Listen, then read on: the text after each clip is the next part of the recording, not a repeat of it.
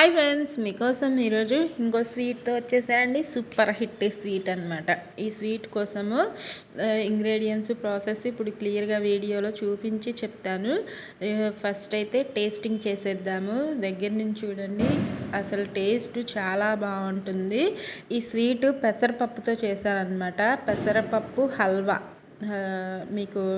మీరు ట్రై చేయండి. మన ఇంట్లో ఉన్న ఇంగ్రీడియంట్స్ తోటే పిల్లలకి ఇష్టంగా తినేలాగా హెల్దీ స్వీట్స్ అండ్ స్నాక్స్ చేస్తూ ఉంటాను. రోజు చేసే విధంగా కాకుండా స్నాక్ కాకుండా స్వీట్ చేశాను అనమాట. మా పిల్లలైతే ఇష్టంగా తిన్నారు, మా వారితో సహా. బాగుంటుంది ఫ్రెండ్స్, ఖచ్చితంగా ట్రై చేయండి. మీకు ఈ రెసిపీ ప్లస్ నా వీడియో నచ్చితే లైక్ చేయండి. యూస్ఫుల్గా అనిపిస్తే మీ ఫ్రెండ్స్ అండ్ ఫ్యామిలీ మెంబర్స్కి షేర్ చేయండి. ఓకేనా? ప్రాసెస్ ఇంగ్రీడియంట్స్ చూసేద్దాము. ఇదిగోండి, నేను పెసరపప్పు, పొట్టు లేని పెసరపప్పు ఫుల్ కప్పు, 1 కప్పు తీసుకున్నాను. మీరు ఏ కప్ అయినా పర్వాలేదు, 1 కప్పు తీసుకోండి. పెసరపప్పు తీసేసుకొని చక్కగా నానబెట్టేసుకోండి. ఒక 2-3 గంటలు నానబెట్టుకుంటే సరిపోతుంది. కరెక్ట్గా 2 గంటలు నానబెట్టుకోండి. మీకు ఎక్కువ టైం ఉంటే 3 అవర్స్ అయినా పెట్టుకోవచ్చు, ఇబ్బంది ఏమి ఉండదు. పెట్టుకొని నేను ఆఫ్టర్నూన్ 3 o'clockకి నానబెట్టాను. ఈవినింగ్ చేస్తున్నాను అనమాట ఈ రెసిపీ. ఇంకా 5కి ఇదిగోండి, నానిపోయిన ఈ పెసరపప్పుని మిక్సీ జార్లో వేసుకొని కొద్దిగా వాటర్ వేసుకొని పేస్ట్ లాగా పట్టేసుకోండి. మనకి మెత్తగా పేస్ట్ పట్టేసుకోండి. ఎంత మెత్తగా వీలైతే అంత మెత్తగా పేస్ట్ లాగా. కొద్దిగా వాటర్ సరిపోతాయి, 1/2 టీ గ్లాస్ అంత వాటర్ వేసుకొని. ఈ రెసిపీ కోసం అయితే మనం ఏ కప్పుతో అయితే మెజర్ చేసుకున్నామో అదే కప్పుతో నెయ్యి ప్లస్ పంచదార, బెల్లమైనా వేసుకోండి, మీకు నచ్చిన విధంగా చేసుకోండి. నేను పంచదారతో చేస్తున్నాను. నెయ్యి ప్లస్ పంచదార క్వాంటిటీస్ సేమ్గా కొలుచుకోవాలన్నమాట, అదే కప్పుతోటి. ఇంకా కొద్దిగా నెయ్యి వేసేసుకొని ముందుగా అయితే జీడిపప్పుని ఫ్రై చేసుకుంటున్నాను. మన స్వీట్స్లో జీడిపప్పు, బాదం పప్పు ఇవి ఉంటే సూపర్ టేస్టీగా ఉంటుంది కదా. ఉంటే వేసుకోండి, లేకపోయినా ఇబ్బంది లేదు. ఇంకా ఇవి ఫ్రై అయితే పక్కకు తీసి పెట్టేసుకొని, ఇంకా అదే నెయ్యిలో మనం పేస్ట్ పట్టుకున్నాం కదా మిక్సీ జార్లో, నేను చూపించిన విధంగా మిక్సీ పట్టుకోండి. ఇప్పుడు చూపిస్తాను, మీకు కన్సిస్టెన్సీ క్లియర్గా కనిపిస్తుంది. ఇంకా ఈ రెసిపీ కోసం అయితే దగ్గరే ఉండి కలుపుతూ చేసుకోవాలి, ఎందుకంటే ఉండలు కట్టేస్తుంది. అసలు కలుపుతూ ఉంటేనే మనకి ఈజీగా రెడీ అవుతుందన్నమాట. కాస్త పక్కకి వెళ్ళామంటే ఇంకా అది ముద్దగా అయిపోయే ఛాన్స్ ఉంటుంది, ఉడకదు. ఇదిగోండి, ఈ కన్సిస్టెన్సీలో పిండి ఉంటే సరిపోతుంది.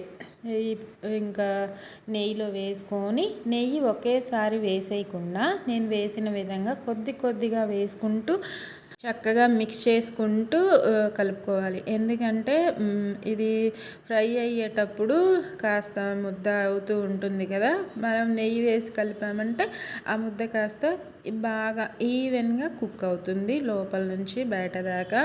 అప్పుడు మనకి స్వీట్ అనేది బాగా వస్తుందన్నమాట. హల్వా ఎప్పుడైనా ఏ హల్వా చేయాలన్నా సరే నెయ్యి కంపల్సరీ ఎక్కువగానే ఉండాలి. హల్వా రెసిపీకి మాత్రం నెయ్యి లేని వాళ్ళు అవైలబుల్గా నూనెతోటైనా ట్రై చెయ్యండి. ఇంకా ఒకవేళ మీ దగ్గర నెయ్యి కొద్దిగా ఉండి నూనె ఉందంటే 2 మిక్స్ చేసి అలా అయినా ట్రై చేయండి. అప్పుడు మనకి నెయ్యి ఫ్లేవరే ఎక్కువగా తెలుస్తుంది. అది 1/2 ఇది 1/2 వేసుకొని ట్రై చేస్తూ ఉండండి. అలా కూడా ఒక్క నెయ్యితోనే చేయాలి అంటే అందరి దగ్గర అవైలబుల్గా ఉండదు కాబట్టి కొద్దిగా నెయ్యి చూసుకొని దాంతోపాటు నూనెను కూడా మిక్స్ చేసుకొని 1 కప్ అయ్యేలాగా ఇంకా చేసుకోండి. అలా కూడా బాగుంటుంది. ఇంకా చెప్పాను కదా, మధ్యలో ఇది మిక్స్ చేసుకుంటూ చక్కగా ఇంకా నెయ్యి వేసుకుంటూ పచ్చి వాసన పోయి ఆ నెయ్యి మనకి బయటికి రిలీజ్ అవుతుందన్నమాట. ఇదిగోండి కాస్త ఫ్రై అయిన తర్వాత ఇంకా బొంబాయి రవ్వ, ఇది బొంబాయి రవ్వ ఒక్క స్పూన్ వేసుకోవాలి.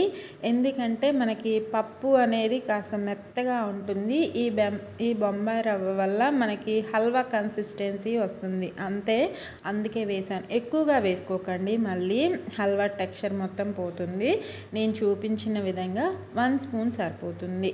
ఇది ఇంకా చక్కగా మనం వేసిన నెయ్యి అంతా 1 కప్పు నెయ్యి మధ్య మధ్యలో వేసుకుంటూ అదంతా బాగా ఈ మిశ్రమానికి పట్టి ఈవెన్గా కుక్ అయ్యేలాగా బయటికి రిలీజ్ అవుతుంది. మనకి పాన్కి అంటుకోకుండా ఇది ఉడికిపోయిందని తెలుసుకోవడానికి అంటుకోకుండా వస్తుందన్నమాట. కలుపుతూనే ఉండాలి.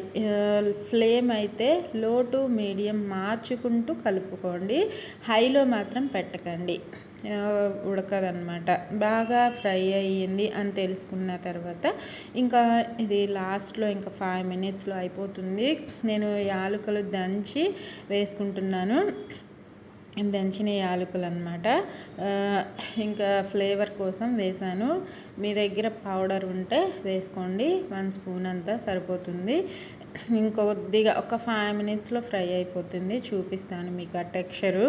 అలా ఉన్నప్పుడు పంచదార కూడా సేమ్ కప్పుతో తీసుకోండి, 1 కప్ అంత పంచదార, ఇదిగోండి కనిపిస్తుంది కదా, సేమ్ కప్పుతో 1 కప్ అంత పంచదార తీసుకొని ఇంకా వేసేసుకొని ఇంకొద్దిగా పడుతుంది అనిపిస్తుంది నాకు, ఒకసారి మిక్స్ చేసుకొని లాస్ట్లో టేస్ట్ చూసుకొని సరిపోకపోతే మిక్స్ చేసుకోండి. ఇదే క్వాంటిటీతో మీరు బెల్లంతో అయినా ట్రై చేయండి, మీకు ఎలా వీలుంటే అలా ట్రై చేయండి. నేను ముందుగా అయితే పంచదారతో ట్రై చేశాను, బాగుంది. బెల్లంతో కూడా చేయండి, హెల్తీగా కూడా ఉంటుంది. నా దగ్గర ప్రస్తుతానికి అవైలబుల్గా లేదు, అందుకే ఇలా చేస్తున్నాను. ఓకేనా ఫ్రెండ్స్, ఈ పంచదార కరిగేంత వరకు చక్కగా మిక్స్ చేసుకొని ఇంకా స్టవ్ ఆఫ్ చేసేసుకోవడమే. చూడండి హల్వా అయితే రెడీ అయిపోయింది.